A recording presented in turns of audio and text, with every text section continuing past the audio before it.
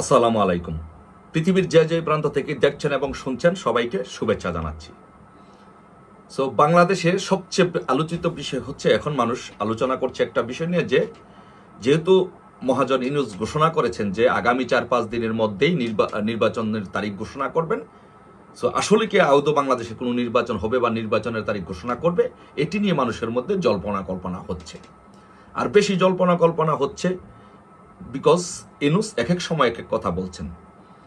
এই জন্য মানুষের মনে প্রশ্ন যে আসলে 4-5 দিনের মধ্যে বাংলাদেশে কি ঘটনা ঘটতে যাচ্ছে।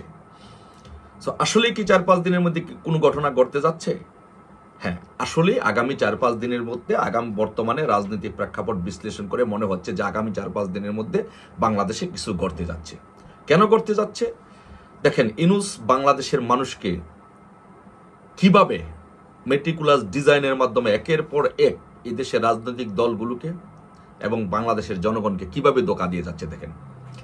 ইউনূস প্ল্যান করে সে ঘোষণা করছে যে আগামী 4-5 দিনের মধ্যে নির্বাচনের তারিখ ঘোষণা করা হবে।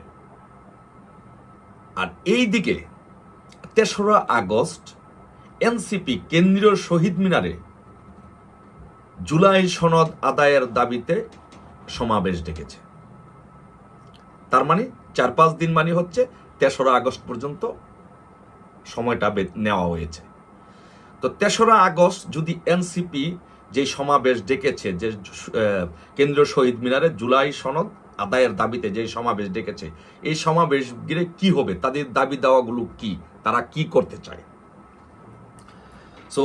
তারা এই জুলাই সনদ আদায়ের জন্য তারা যে সমাবেশ ডেকেছে, সেই সমাবেশে জুলাই সনদের মধ্যে তারা যে জিনিসটা করতে চায়, যে সেটি হচ্ছে প্রথমত তাদের দাবি হচ্ছে গণপরিষদ নির্বাচন দিতে হবে। মানে তারা বর্তমান যে এক্সিস্টিং কনস্টিটিউশন আছে, সংবিধান আছে, সেই সংবিধানটা স্থগিত করতে চায়, ছুঁড়ে ফেলে দিতে চায়, নতুন সংবিধান প্রণয়ন করতে চায়। নতুন সংবিধান প্রণয়ন করতে হলে কি লাগবে? সংসদ লাগবে। সংসদ যদি হতে হয় তাহলে নির্বাচন লাগবে, কিন্তু তারা তো নির্বাচনের পথে হাঁটতে চায় না, তারা বিকল্প রাস্তায় যেতে চায়। বিকল্প রাস্তায় কি? তারা গণপরিষদ নির্বাচন চায়। মানে গণপরিষদ নির্বাচনের মাধ্যমে তারা নতুন সংবিধান প্রণয়ন করতে চায়। তারা সেকেন্ড রিপাবলিক ঘোষণা করতে চায়, সংবিধান স্থগিত করে। এখন দেখেন, ওইদিকে ইউনূস আবার বলেছে যে 4-5 দিনের মধ্যে নির্বাচন তারিখ ঘোষণা করবে। দেশের মানুষের সাথে প্রতারণার ফাটটা লেভেলটা দেখেন কিরকম, এবং দেশে কি হতে যাচ্ছে এটা দেখেন। 4-5 দিনের মধ্যে নির্বাচনের তারিখ ঘোষণা করবে। এর মধ্যে 3 তারিখে তার যেই পালিত সংগঠন, পালিত পুত্রদরকে দিয়ে, এনসিপিকে দিয়ে শহীদ মিনারে সমাবেশ ডেকেছে। সেই দিন সেই সমাবেশে উপস্থিত থাকবে কারা? সেই সমাবেশে উপস্থিত থাকবে জামাত, হেফাজত, ইসলামী শাসনতন্ত্র আন্দোলন সহ, ইসলামী দল সহ এনসিপি উপস্থিত থাকবে।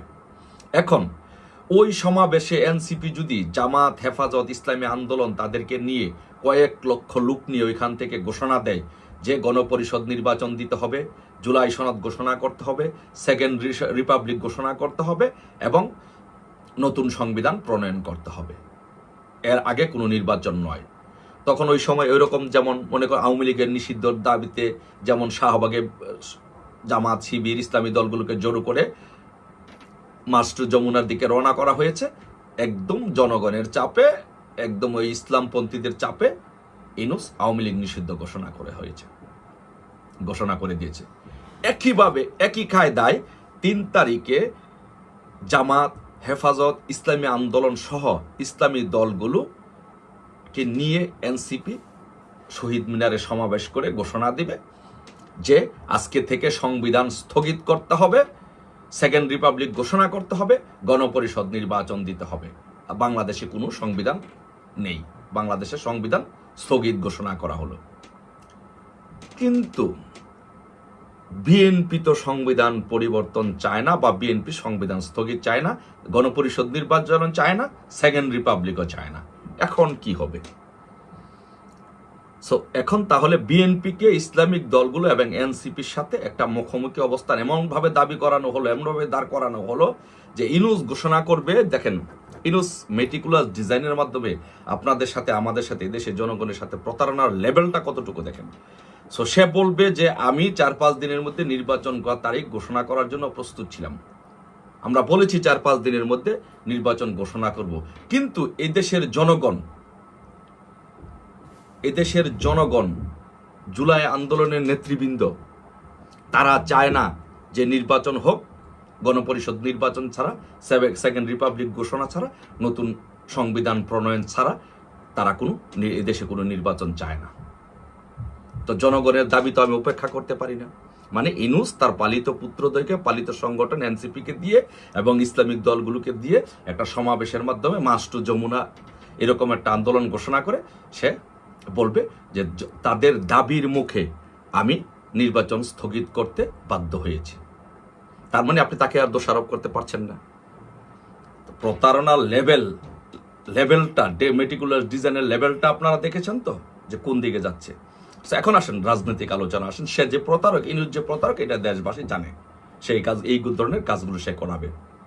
এখন ঘটনা হচ্ছে, যদি তারা জুলাই সনদ যদি বাস্তবায়ন করতে পারে এনসিপি, এবং সংবিধান যদি স্থগিত করতে পারে এবং গণপরিষদ নির্বাচনের দিকে যদি হাঁটতে পারে এবং সেকেন্ড রিপাবলিক যদি ঘোষণা করতে পারে, তাহলে বিএনপির কি অবস্থা হবে এবং ওয়াকারুজ্জামান এবং রাষ্ট্রপতির কি অবস্থা হবে। এখানে দুইটা বিষয়। যদি এটি বাস্তবায়ন করতে পারে তাহলে ওয়াকারুজ্জামান, জেনারেল ওয়াকারুজ্জামানের কি প্রকাশ্যে বিচার হবে আওয়ামী লীগকে নির্বাচনে সহযোগিতা করার জন্য 2024 সালে? সর্বশেষ যে নির্বাচন হয়েছে সেই নির্বাচনে ওয়াকারুজ্জামান সহযোগিতা করার জন্য তার কি প্রকাশ্যে বিচার হবে? রাষ্ট্রপতিকে প্রকাশ্যে বিচার হবে? তাহলে এই বিষয়টি রাষ্ট্রপতি এবং ওয়াকারুজ্জামানকে ভাবতে হবে। তাদেরকে প্রকাশ্যে জনসম্মুখে মব সৃষ্টি করে তাদের বিচার করা হয় কিনা এই দেশে। আর সেকেন্ড থিং হচ্ছে বিএনপির কি অবস্থা হবে যদি গণপরিষদ নির্বাচন হয়, সেকেন্ড রিপাবলিক হয় এবং নতুন সংবিধান প্রণয়ন হয়, তাহলে বিএনপির অবস্থা কি হবে? বিএনপির অবস্থা হবে, বিএনপি তখন দেয়ালে পিঠ টেকে যাবে, আন্দোলন করতে যাবে, কিন্তু বিএনপি তো তখন যদি ঘোষণা করেই ফেলে তখন তার আন্দোলন করতে পারবে না। তখন বিএনপির নেতৃবৃন্দদেরকে গ্রেপ্তার করা হবে দেশে বিশৃঙ্খলা নৈরাজ্য সৃষ্টির জন্য। তখন বিএনপির রাস্তা কি? বিএনপির রাস্তা তিনটা না, বিএনপির রাস্তা হচ্ছে তিনটা। একটা হচ্ছে তাদের সাথে মিলেমিশে বিএনপিকে বিলীন করে দেওয়া, অথবা জেলে যাওয়া, মবের সৃষ্টি হওয়া, অথবা আওয়ামী লীগকে সাথে নিয়ে আওয়ামী লীগের নেতৃত্বে বাংলাদেশে আন্দোলন করে সেই 111-এর মতো একটি গণতান্ত্রিক সরকার প্রতিষ্ঠা করা। এই হচ্ছে বাংলাদেশের রাজনীতির নতুন আপডেট, নতুন মেরুকরণ। আসুন অপেক্ষা করি 3 তারিখ পর্যন্ত, এই 4-5 দিন দেখি বাংলাদেশের রাজনীতি কোন দিকে যাচ্ছে, বাংলাদেশে কি হচ্ছে। সো আপনাদের মতো আমরাও অপেক্ষা করলাম, দেখি আসুন। আর আমি মনে করি এইরকম পরিস্থিতিতে যে কোনো বাংলাদেশের পরিস্থিতি উদ্ভব হতে পারে। সেই জন্য আমাদের সকলকে সংগঠিত থাকতে হবে, সকলকে ঐক্যবদ্ধ থাকতে হবে। বঙ্গবন্ধুর প্রত্যেকটি সৈনিককে, আওয়ামী লীগের প্রত্যেকটি নেতাকর্মীকে ঐক্যবদ্ধ থাকতে হবে, সংগঠিত থাকতে হবে, যেন বাংলাদেশে গণতন্ত্র যেন কোনোভাবেই ধ্বংস না হয়, বাংলাদেশের স্বাধীনতা সার্বভৌমত্ব যেন বিলীন না হয়। সেই জন্য আমাদের সকলকে ঐক্যবদ্ধ থাকতে হবে। ধন্যবাদ সবাইকে। অপেক্ষায় রইলাম 3 তারিখে কি হয়। জয় বাংলা, জয় বঙ্গবন্ধু।